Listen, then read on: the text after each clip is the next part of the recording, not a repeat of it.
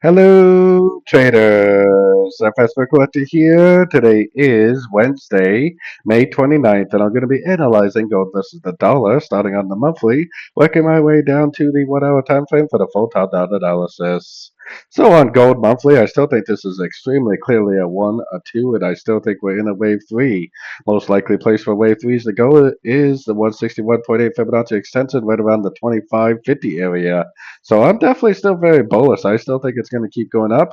Eventually, I think it needs to make a wave 4 and a wave 5 just to finish off this sensitive trend. So taking a look at it on the weekly time frame.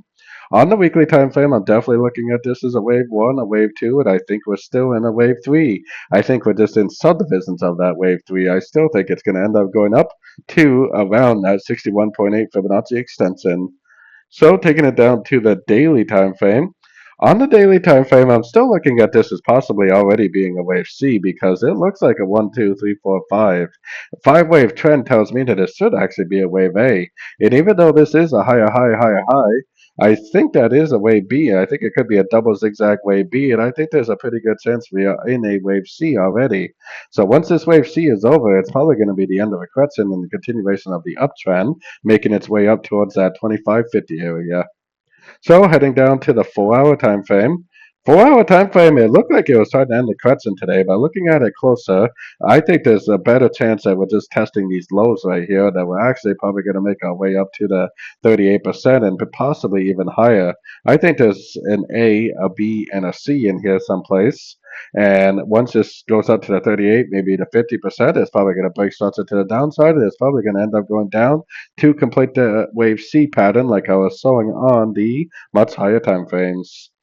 So taking it down to the 1 hour time frame. On the 1 hour time frame, I think that we should still primarily be looking for logs, especially if you're trading on the 1 hour waves.